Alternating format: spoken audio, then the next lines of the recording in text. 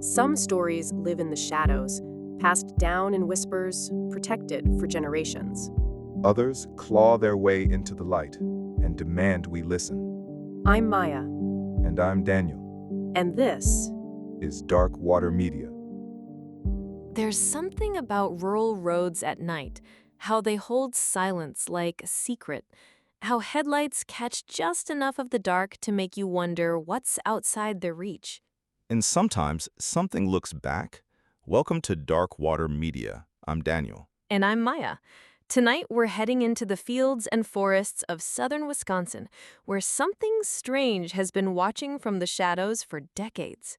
They call it the Beast of Bray Road. And depending on who you ask, it's a werewolf, a dogman, a cryptid, or something much older than any of those names.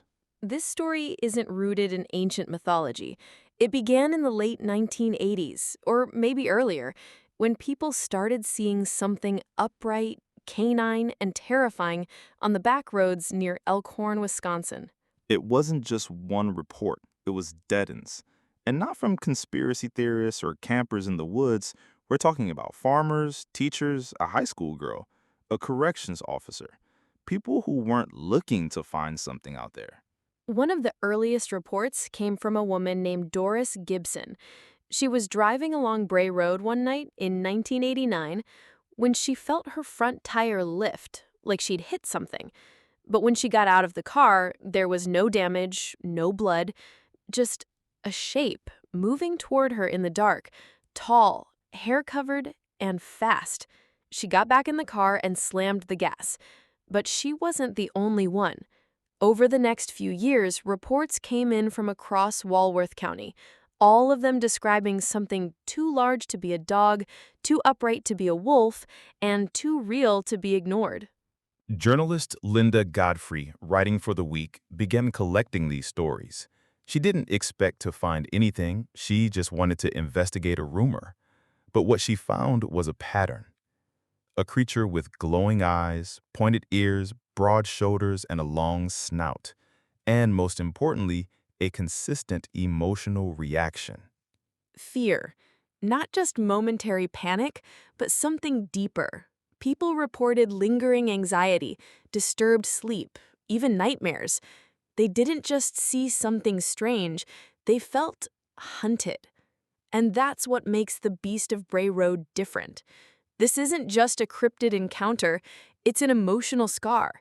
Many witnesses never went public because they didn't want to be ridiculed.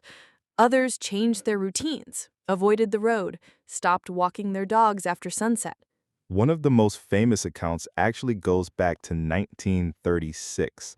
A man named Mark Shackleman saw a creature digging near a Native American burial mound. It stood up, snarled, and, according to his account, growled into what sounded like a kind of language. He fled the scene and never forgot it. He later said he believed it was demonic. But that's where this legend starts to stretch, not just into modern cryptid territory, but into something older, something deeper. Because here's the thing. Wisconsin doesn't just have European immigrants with werewolf stories. It also has a rich tapestry of indigenous legends, including shapeshifters, entities that live between the human and the animal world. And some folklorists believe the Beast of Bray Road might be where those mythologies converge. European werewolves were cursed, they transformed. But the Beast of Bray Road doesn't change shape. It doesn't come from a person. It just is.